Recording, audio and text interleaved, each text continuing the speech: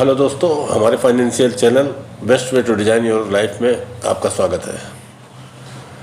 आज सर हम एक नए तरीके का प्लान आपसे डिस्कस करेंगे जिसमें एक ही बार पैसा जमा करना रहता है, क्योंकि सोसाइटी में बहुत से ऐसे लोग हैं जो एक मुश्त रकम एक बार जमा कर सकते हैं लेकिन बार बार नहीं कर सकते हैं।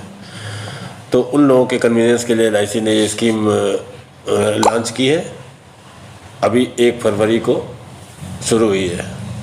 तो इस प्लान को मैं आपसे पूरा डिस्कस करूंगा। इसके बावजूद आपकी कोई क्वेरी हो तो मैंने मोबाइल नंबर दे रखा है, उस पर आप कॉल कर सकते हैं और कमेंट में भी कर सकते हैं। तो चलिए मैं आपको इस स्कीम के बारे में बताता हूँ।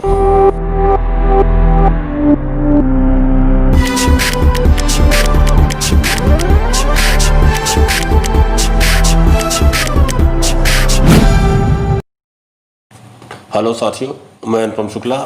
ये रहा मेरा प्रोफाइल। कोई financial need, insurance solution, motivation की ज़रूरत हो या कोई पर्सनल प्रॉब्लम हो, मैं हर समस्या में आपके लिए हाजिर हूँ। तो अकॉर्डिंग टू योर नीड आप मुझे कॉल कर सकते हैं, ये नंबर दिया हुआ है। तो अब फ़िलहाल तो मैं ये सिंगल प्रीमियम जो पॉलिसी आपको बताने जा रहा हूँ उस पर ध्यान दीजिए प्लीज़। तो सर ये मिस्टर ऋत्विक है, इनकी एज जो है 25 साल की है। ये एक दिन सुबह सुबह मेरे पास आए और इन्होंने अपने मन की बात मुझसे की कि क्या LIC के पास कोई फिक्स डिपॉजिट स्कीम भी है क्या। मैं LIC में फिक्स डिपॉजिट खोलना चाहता हूँ। तो सर मैं उनको क्या जवाब देता।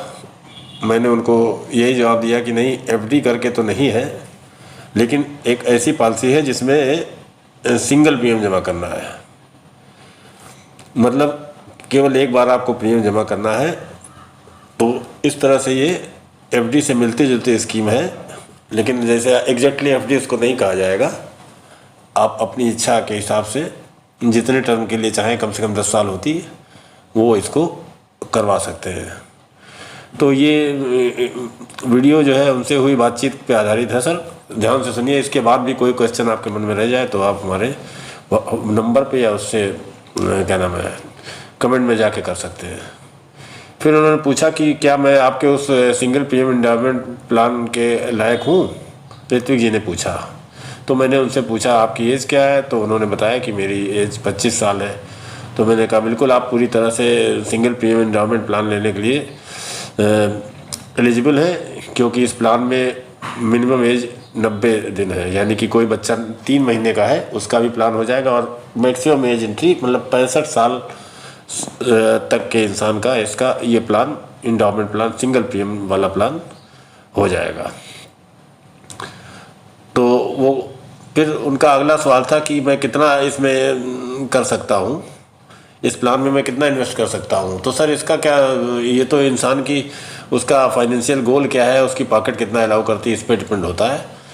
वैसे तो मिनिमम 50,000 है और मैक्सिमम नो लिमिट है। और सर एक चीज़ और है, जितना हाई सम एश्योर्ड होगा उतनी हाई मैच्योरिटी वैल्यू होगी। दूसरी चीज़, जैसे 50,000 सर है तो 50,000 के लिए सम एश्योर्ड के लिए 50,000 नहीं जमा करना पड़ेगा।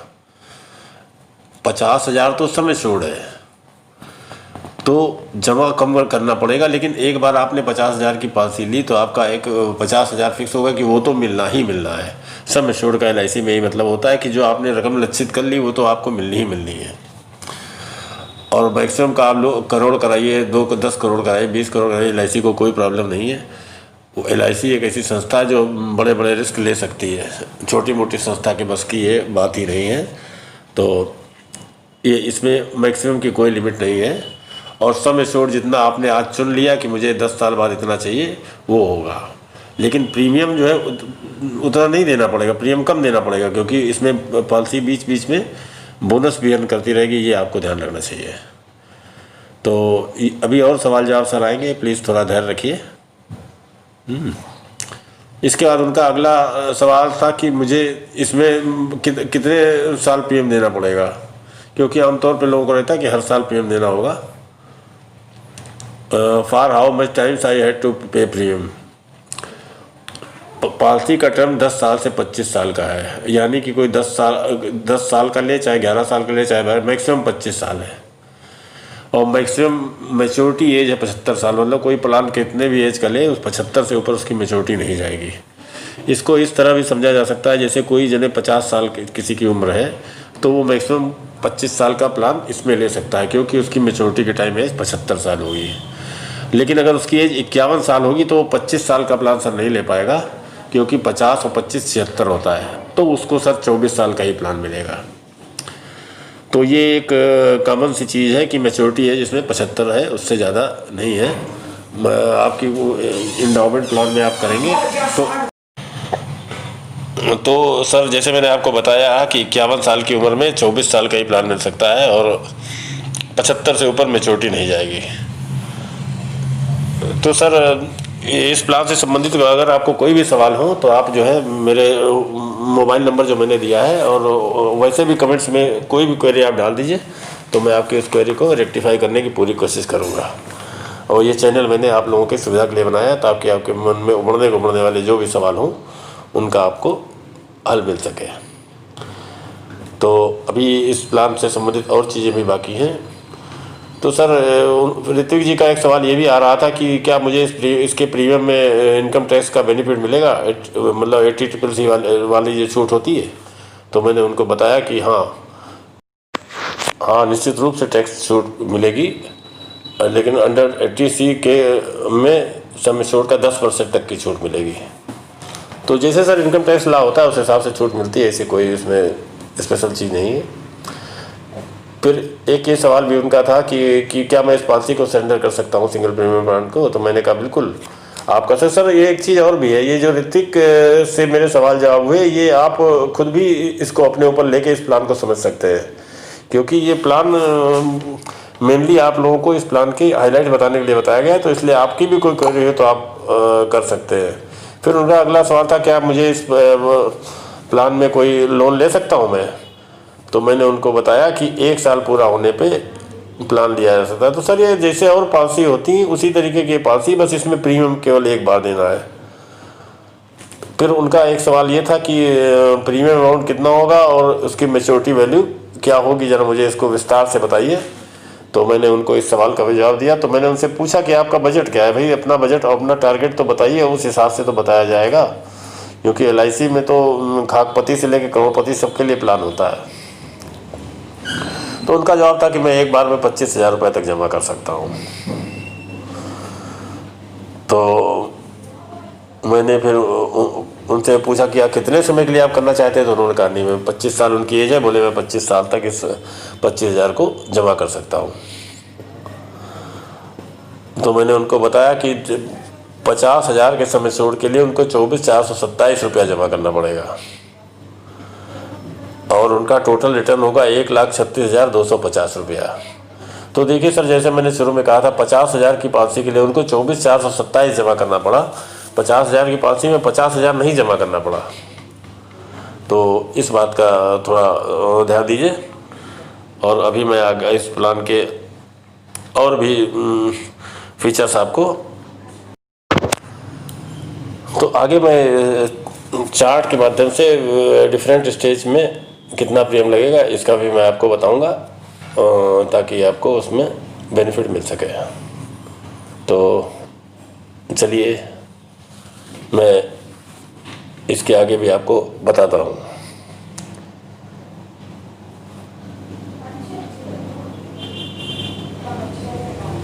उनका एक सर सवाल ये था कि रिस्क कवर के बारे में पूछ रहे थे कि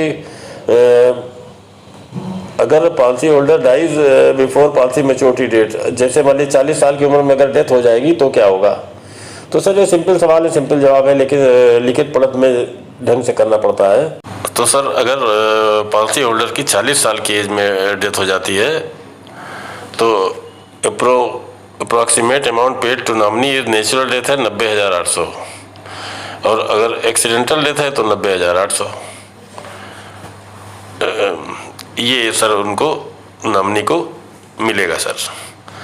अब इसके बाद ये है कि what will be my premium and maturity value if I take sum assured up to 10 lakh.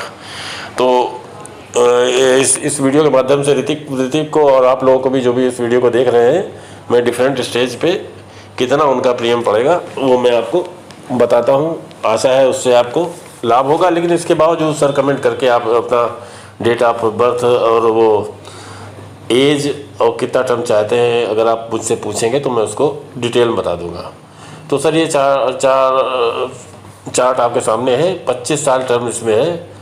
इसमें वो अमाउंट इन्वेस्टेड कितना है और सम एश्योर्ड कितना है और मैच्योरिटी अमाउंट कितना है अप्रॉक्सीमेट ये बताया गया है।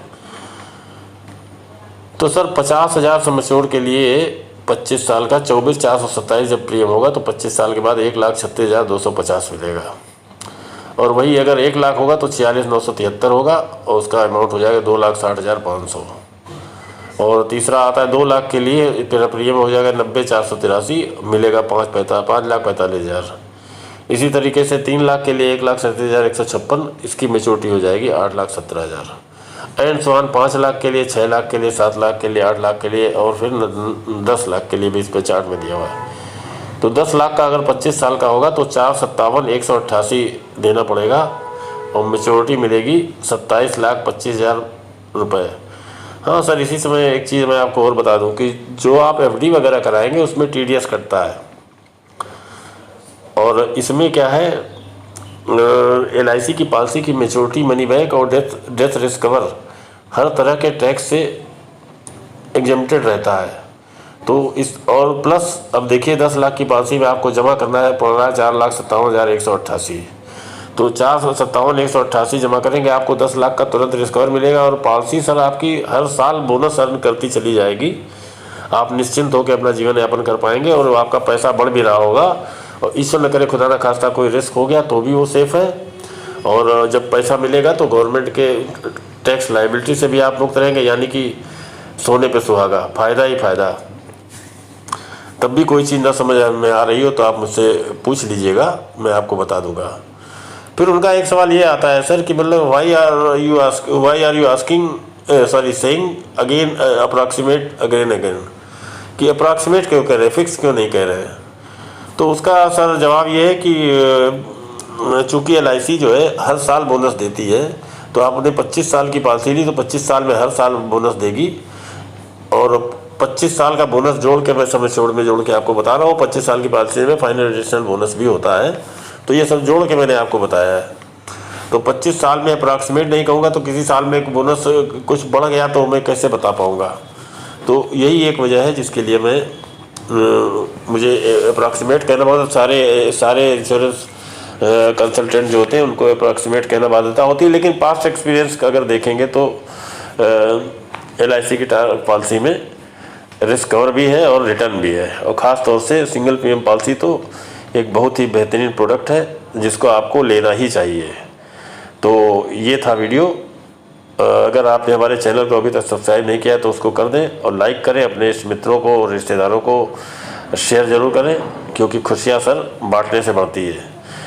आपने मेरे इस वीडियो को पूरा देखा, इसके लिए मैं आपका दिल से शुक्रगुजार हूँ, क्योंकि ये वीडियो सर देखने के लिए बनाया गया। आप लोग देखेंगे तभी मुझे मेरे इस वीडियो बनाने की एक सार्थकता रहेगी।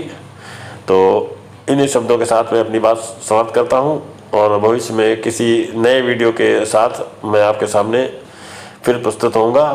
तब तक के लिए नमस्कार साथियों।